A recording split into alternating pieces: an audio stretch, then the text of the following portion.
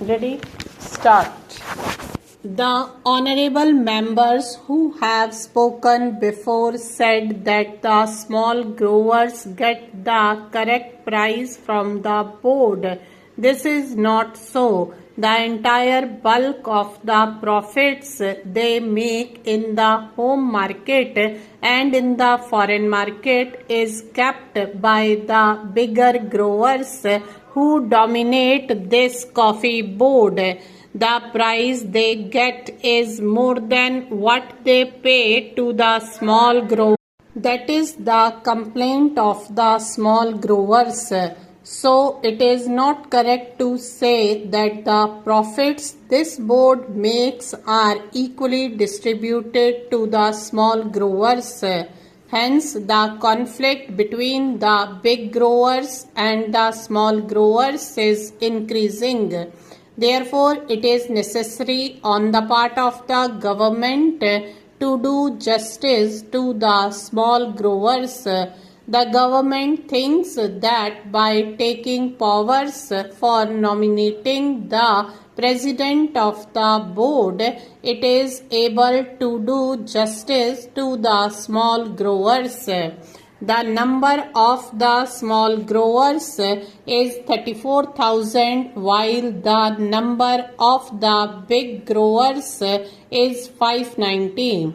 Most of the seats reserved for the growers in the last board were monopolized by the big growers. The majority of the seats were held by the big growers and the number of seats the small growers got was very meager.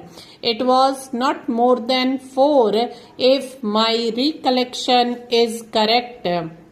What the government should have done was to give equal representation to the small growers. They should have asked the growers to return their representatives or to give a panel of names from which government could have chosen some. The choice of the representatives should have been left to the respective organizations. If there was no organization for the small growers, government should have asked them to organize one separately and then send in their representatives.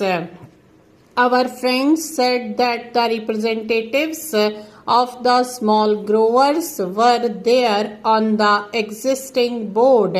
It is true, but I know the practice of these big growers or big industrialists.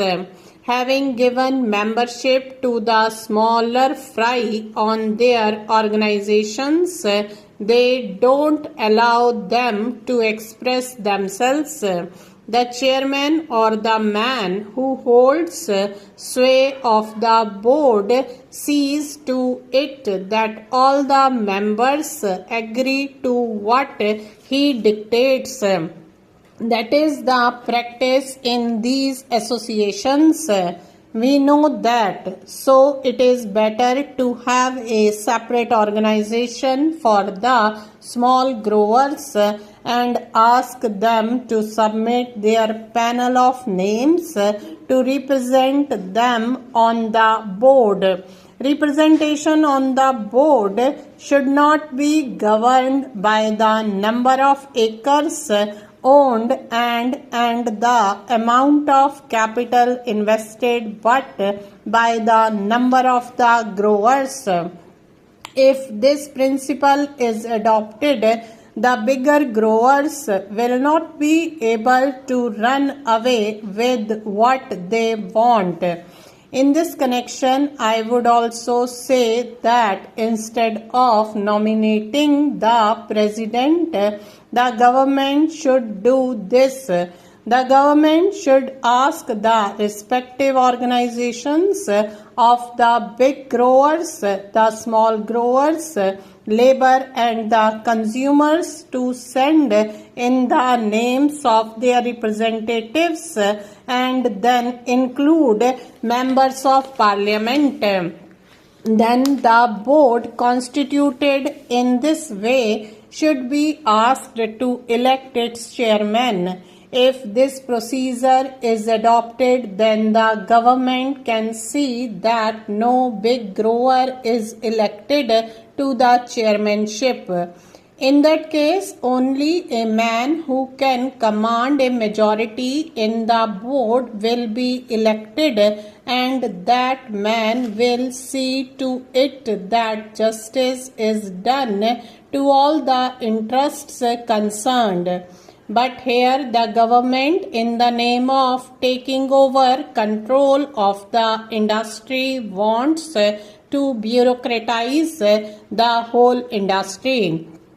I don't think that by bureaucratizing the board, the government will be able in any way to help the industry to develop or to bring about better working conditions for the labor. One member in the select committee said that no representation should be given to labor. That is the attitude of the growers. That is the attitude generally of all employers in this country. But is it just on their part to deny representation to labor as well as to the consumers? Certainly, the rights of these people should be recognized, but personally, I don't think that by merely giving representation to labor on the board, the government can do justice to labor. It is true that the minister in the select committee, as well as in his reply to the debate in the other house, said that the working conditions of labor were very pitiable and deplorable and should be improved. Sir, there was also a petition sent to the Lok Sabha by the employees of the coffee house recommending to the house that their petition should be considered. The employers deny the rights of the workers and they say that they have made all efforts to develop the industry in all these 13 years. At whose cost? It is at the cost of the workers by paying them low wages. They have made a huge profit, which is expressed in the reply of Mr. Radcliffe to a question of the Honorable Minister for Commerce and Industry that he had been distributing a dividend of 13.5% in 1 year. In 1 year, we had given 20% dividend, in another year 27%, and in yet another year he gave 19% to his shareholders. At the same time, this big dividend is after deducting the expenses including depreciation, taxation, reserve fund and reserve fund to capital invested. Apart from all these, they have made a net profit so as to distribute an average dividend at 13.5%. Can anybody imagine that such an industry should be allowed to distribute this high dividend at the cost of the poor labor who actually produced this profit? Certainly, at the cost of the poor labor and the people, they have got this profit. The coffee houses are getting coffee at the rate of rupees 210 per cent. At the same time, how do they sell coffee there? Stop.